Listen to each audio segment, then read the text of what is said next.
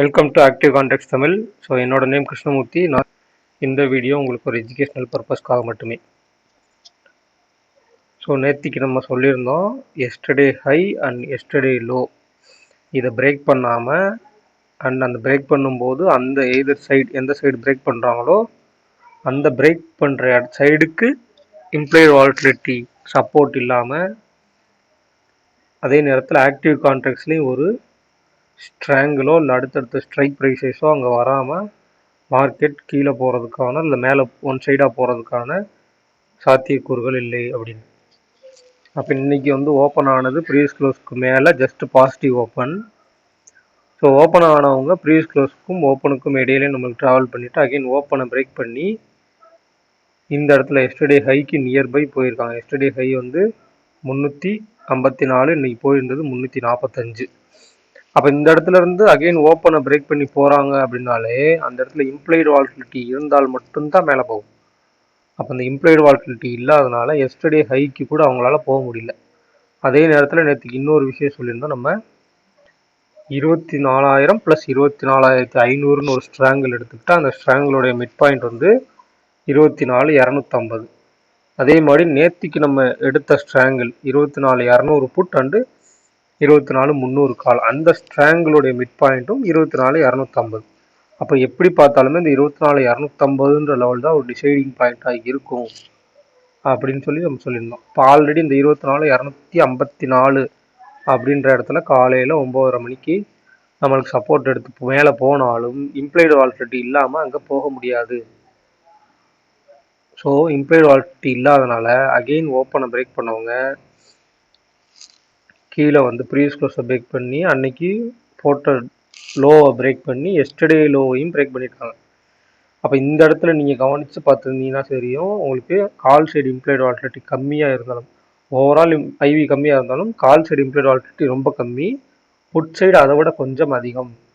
So அப்போ அந்த கொஞ்சம் அதிகம் இருக்கிற ஒரு விஷயத்தை வச்சுக்கிட்டு நம்மளுக்கு மார்க்கெட்டை கீழே கொண்டு நம்மளுக்கு இந்த கேப்பையும் ஃபில் பண்ணியிருக்காங்க. அப்போ இந்த கேப்பை ஃபில் பண்ணியிருக்காங்க. ஷார்ட் ரேஞ்சுடைய பாட்டம் கட் பண்ணி ஒயிட் ரேஞ்சுடைய பாட்டமுக்கும் கீழே வரைக்கும் போயிருக்காங்க. ஸோ இதுதான் இன்றைக்கி நடந்திருக்கிற இந்த மொமெண்டம். இதை ஒரு ஜஸ்ட் சார்ட் பேசிஸில் நீங்கள் ஒரு 15 மினிட்ஸோ இல்லை 1 ஹவரோ வச்சு இதுக்கு மேலே க்ளோஸ் வச்சுட்டாங்க, இதுக்கு கீழே க்ளோஸ் வச்சுட்டாங்கன்னு சொல்கிறத விட ஒரு டேட்டாவோடு நம்ம தெரிஞ்சுக்கணும் என்ன நடந்திருக்கு, எதனால் இந்த டேட்டா இருக்கிறதுனால இந்த விஷயங்கள்லாம் நடந்திருக்கு அப்படின்னு சொல்லி எடுத்துக்கணும். அப்போ இன்றைக்கி க்ளோசிங் 23,914 வச்சுக்கிறாங்க. ஆனால் நம்மளுக்கு இங்கே டேபிளில் 24,000 புட் ஆப்ஷன் இருக்காங்க. இருக்கிறது மார்க்கெட் க்ளோசிங் 100 பாயிண்ட்டுக்கு கீழே, ஆனால் கொடுத்துருக்கிறது 24,000 புட் ஆப்ஷன். அதுக்கடுத்து நீங்கள் பார்த்தீங்கன்னா வரிசையாக கால் ஆப்ஷன் தான். 24,500, 24,300, 25,000, 24,200, 24,000, 24,400, அடுத்து கடைசியாக 23,500.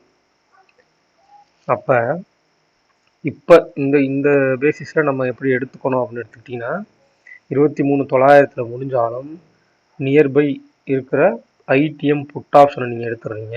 அப்போ nearby ITM put option 24,000. So nearby OTM call option, இந்த இடத்துல ஐடிஎம் கால் ஆப்ஷன் எதுவுமே இல்லை.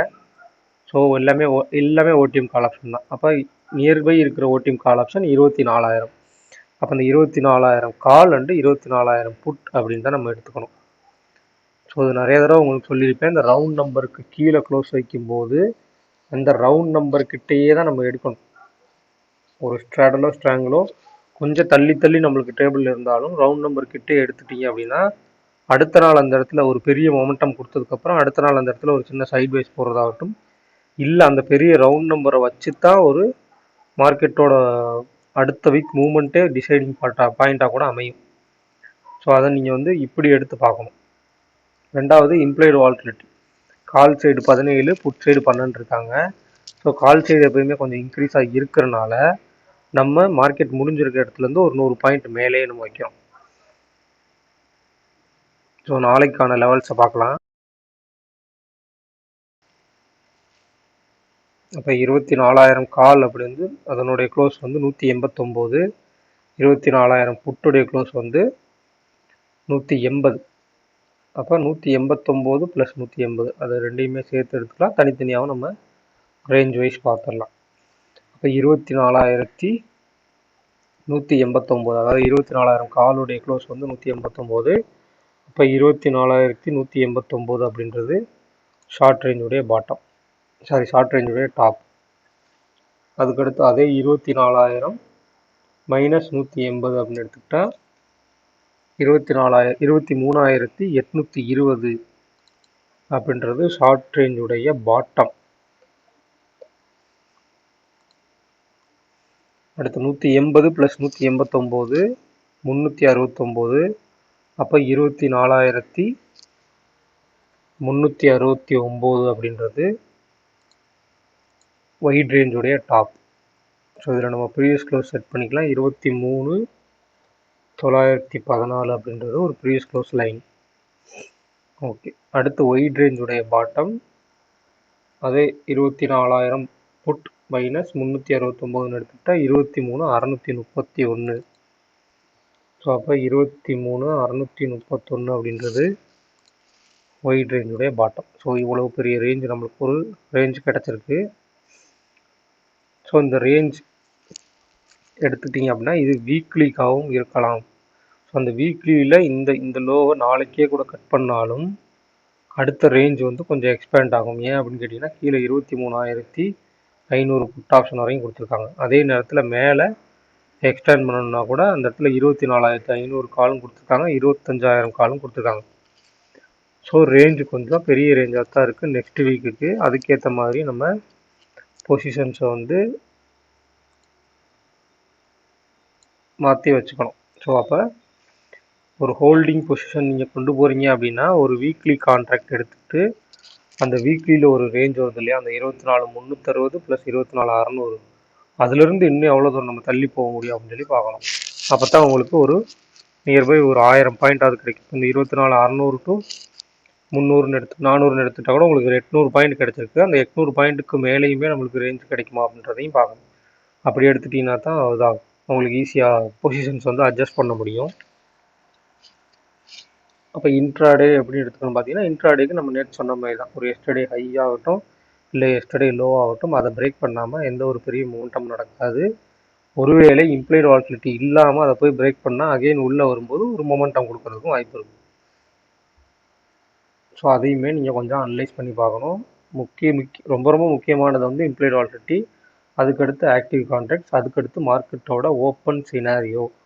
So yesterday high and low mark பண்ணிக்கிறீங்க, அடுத்து ஓப்பன் எந்த இடத்துல வச்சுக்கிறாங்க அப்படின்றதையும் மார்க் பண்ணிக்கிறீங்க.